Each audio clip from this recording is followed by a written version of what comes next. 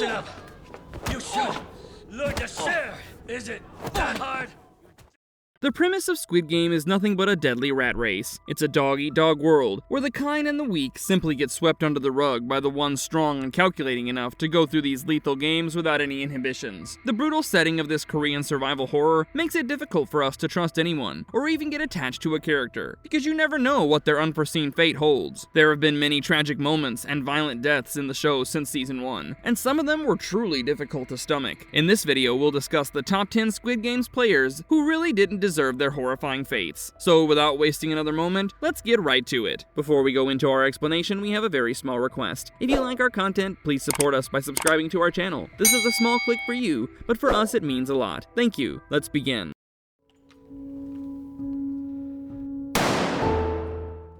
Player 199, Abdul Ali. Even with both seasons combined, Ali's character in Squid Game Season 1 definitely stood out as one of the more morally upright participants. His desperation to care for his family, along with his inherent kindness, made his tragic fate even more heartbreaking. Ali's struggle was not just about survival, but also about protecting his sense of humanity in an environment that constantly tested it. He became one of Gi-hun's closest friends after saving him from falling in the first round of the game, and since then, his innocence sort of won our hearts. As a Pakistani immigrant, Ali struggled to find his footing in South Korea and even joined the games, hoping the prize money would help make a better life for his family. Even in the games, Ali worked tirelessly to help his friends throughout every possible round, so it was incredibly painful to see one of them turn on him so callously. This man only had one flaw. He was very gullible and trusting to the point of naivety, which is why he was so easily deceived by Machiavellian Sang-woo. Some might even try to justify Sang-woo's actions, but when you think about how he manipulated Ali during the marble game and stole them to safeguard himself, it's really hard not to see him as an evil character. Ali was just too kind and pure for a game this cruel. He genuinely believed that Sang-woo wanted both of them to win together, and I will never hold that against him. He fought through so many brutal challenges, only to meet his end in the most devastating way. If he hadn't been so trusting and compassionate, maybe he could have survived longer. But in a show like Squid Game, that kind of goodness doesn't last. Ali's death hit the hardest because it wasn't just physical. He died with his heart broken, betrayed by someone he thought was a friend. And what's worse is that we were aware of Sang-woo's deceit long before him. It was truly heartbreaking to watch the guileless, kind-hearted man celebrate his survival, while knowing his fate had already been sealed. Worse yet, the episode lingers on the moment when Ali puts the pieces together, meaning his final moments are spent realizing that he's been duped. Nobody lost like Ali did. He truly was too good for that world and did not deserve the gut-wrenching pain he was served at the end. Hey, hold on, Sabyuk. Stay here. Player 067, King Se-byuk. There really was no one in the games as brave as Se-byuk. She didn't cross anyone who didn't deserve to be crossed, and was willing to help others, even if it meant she would have to work harder. Se-byuk let her guard down when it mattered, and yes, I'm talking about the conversation she had with Ji-young before the latter decided to sacrifice herself, so Se-byuk could continue with the games. She was also able to stand up for herself, even when others underestimated her, specifically Deok-soo, who was really out to get her at one point. But most importantly, Se-byuk was in the games to help her mother and little brother. As a North Korean defector, she planned to use the game's prize money to reunite with her family, and was willing to do whatever it took for them to live together in peace. This not only showed how desperate her situation was, but also how brave she was to take on the responsibility of caring for her family. Se-byuk suffered through 5 games, and while many of the other characters were mostly greedy and obsessed with money, she chose to help the ones around her, even after mostly keeping to herself. Though she tends to be stoic and remains largely silent, there's a subtle strength that Se-byuk consistently conveys. Now, at the end, Se-byuk was one of the last 3 survivors in the game, along with Gi-hun and Sang-woo. But after they completed the glass stepping stone game, the bridge exploded and large shards of glass went flying everywhere. Gi-hun and Sang-woo had nothing but a few scratches to show for it, but soon we find out that Se-byuk had been impaled through the abdomen by a large sliver. Even though she removed it in the bathroom, it was clear that she was slowly bleeding out. It really feels horrifically unfair, seeing how she was one of the final 3 to win the game, and really, at that point, nobody wanted to see Sang-woo win. Se-byuk barely made it through their celebratory dinner, unable to eat a morsel. Later, with the 3 of them left in the dorm at night, each armed with a steak knife that the game runners allowed them to keep, Gi-hun kept a watchful eye over the conniving Sang-woo. He even moved to kill Sang-woo after the latter fell asleep, but Se-byuk talked him out of crossing that line. The two also have a tear-jerking discussion, agreeing in the end to look after one another's families. But when Gi-hun eventually realized Se-byuk's condition, it was already too late. She was bleeding out, and it really did not look like she would make it through the night, but she still used her final moments to make sure her brother and mother mother would be well taken care of. However, Gi-hun refused to agree. He screamed and pounded on the doors, crying for help like a madman. Unfortunately, Sang-woo, being ever the opportunist, snuck in from behind and found just enough time to kill Se-byuk to give himself a better shot at winning. Eventually, when the guards came in, Gi-hun was horrified to see them with a coffin, but then he found out that while he was calling for help, Sang-woo walked over to Se-byuk and stabbed her in the neck. Later, Sang-woo claimed he killed Se-byuk as she was already in a lot of pain and wanted to end her suffering. However, Gi-hun dismissed this, saying that she could have been saved. Finally, Sang-woo then admitted that he killed Se-byuk because he thought Gi-hun would have ended the game just to save her. It all really felt so incredibly unfair, because Se-byuk deserves so much more. But then, in the world of Squid Game, fairness was never on the table in the first place. I'll pick, okay? Player 017, Do Jung-soon. During the 5th game on the show, the contestants were forced to cross a bridge made of glass, which was a good 1,000 feet above ground. With each jump forward, the player in front had to choose between two side-by-side panels, one being made of tempered glass that could hold the weight of 2 people, and the other formed from regular glass, which would shatter under a single player's weight. There was a total of 16 minutes on the clock for all the players to make it across, so after many bad choices and deaths, player 017, aka Do Jung-soon, was left in the front of the line, about halfway across the expanse. Now, what had escaped the knowledge of the game runners was that Jung-soon was a former professional glassmaker with over 30 years of experience, and that's how he was able to detect the differences between the panels by inspecting the sides of the glass. He used his knowledge to help himself and those players following him to make the right choices going forward. But when the front man realized this and what he was doing in order to determine the viscosity of the glass, they turned the lights off. Without the reflection of the lights falling on the glass panel, Jung-soon's skill became useless, and he simply stood there, paralyzed from fear, as he was unable to choose from the final 2 panels in front of him. He even used the marble that Gi-hun had gotten from player 001 at the end of the last game to toss onto one of the panels, so he could hear the sound it makes. But without a second marble to throw at the other panel, and with time running out, Jo Sang-woo decided to use Jung-do to test the panel instead. Naturally, the panel in front of him shattered, and Jung-do fell to his death, screaming all the way down. This leaves a clear path to the end of the bridge for Sang-woo, Kang Se-byuk, and Gi-hun, who now started realizing just how far Sang-woo was willing to go in order to win. I know Sang-woo has done some pretty awful things throughout the game, but this moment right here might be one of the worst. I mean, why would he kill one person who actually helped them and everyone else behind him get this far? He was so close to making it through the glass bridge game and just one step away from surviving, but Sang-woo took that chance away from him. It was just pure cruelty. Literally just one more step, and Do Jung-soo might have made it to the next game, or even the finale. But Sang-woo's selfishness destroyed that chance. Poor man definitely didn't deserve that fate. Player 271. While this was one of those nameless players that we didn't see much of in Season 1 of Squid Game, his death was absolutely brutal. It occurred relatively early in the games, while the contestants were standing in line for their share of food and drink. When player 271 reached the front, with 4 others following him for their shares, he saw that there was nothing left for them. Even though he complained to his masked server about it, it proved to be rather useless, as the server claimed that he bought just enough for everyone. This is when player 198 pointed towards Jang Deok-soo and his gang of ruffians as the perpetrators of the crime, claiming they cut in line and got seconds for themselves. When player 271 goes to confront them, Deok-soo, being the boorish thug that he was, doesn't even bother to deny it. In fact, to provoke the guy even more, he drinks 271's soda in front of him. This prompts player 271 to grab the bottle from him, and soon they tussle, causing the bottle to fall to the ground and shatter into a million pieces. This sends Deok-soo into a fit of rage, and so he starts beating player 271 to the floor and kicks him repeatedly to his death. This was the first time we saw a player get killed by another player outside the games. When the death of player 271 resulted in more money being thrown into the winner's pot, instead of Deok-soo being punished, it actually resulted in a mob mentality in which no one felt safer in the dorm room than they were in the field. But like everyone else participating in the games, player 271 was severely on edge and simply took a stand for his own share of food. He definitely didn't deserve to get killed for it. You're me! You're me!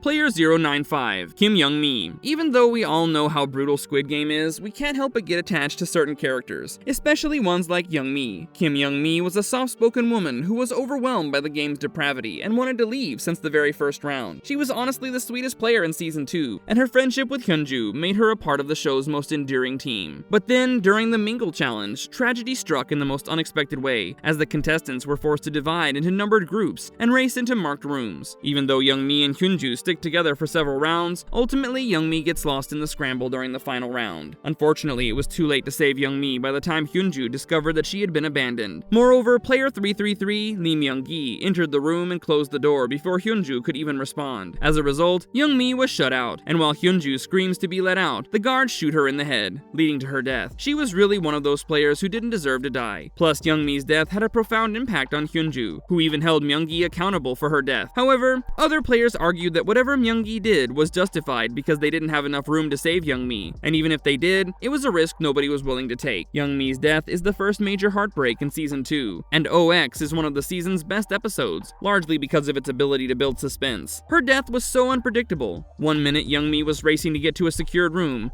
and the next she was lying helpless on the floor. If only Hyunju had more time to save her, but it was just too late. Youngmi's death just feels so unfair, especially since she desperately wanted to escape. The look in her eyes as she pleaded for help still lingers, and it was really very haunting to see someone so innocent meet such a hopeless end.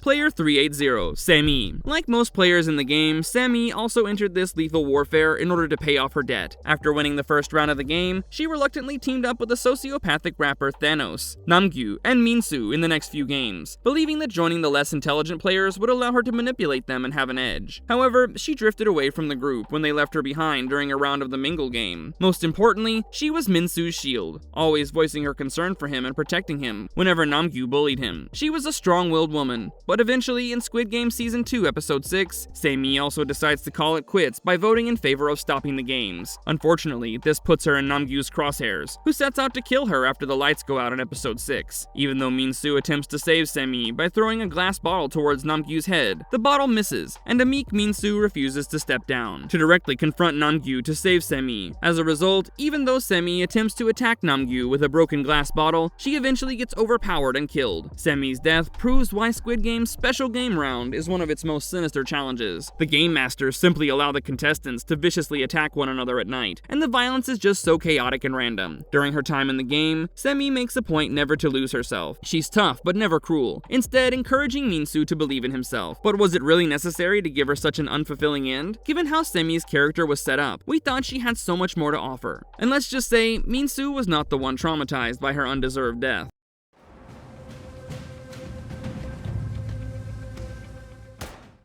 Players 047 and 015. During the rebellion, while Gi-hun and Jung-bae kept the guards distracted around the control room, the frontman, Hwang In-ho, takes players 047 and 015 along with him, claiming that he would find a way to take down the guards from behind, thus clearing out the way for them. But when the opportunity finally comes, he asks players 047 and 015 to lead the way. But just as they were about to open fire on the guards, the frontman shoots them from behind and successfully puts the final nail on the rebellion that Gi-hun had started, in the hopes of taking the authorities down from the inside. While both players watch him in shock as they die, the frontman then uses player 015's walkie-talkie to contact Gi-hun, pretending that he and the other two players got caught in the crossfire, thus faking his own death. Both these players ultimately became collateral damage in the frontman's elaborate schemes, when he just killed them off like cannon fodder and used player 015's sound of choking on his own blood to fake his death to Gi-hun on the walkie-talkie. The violence sort of floored us. Nobody deserves to die like that.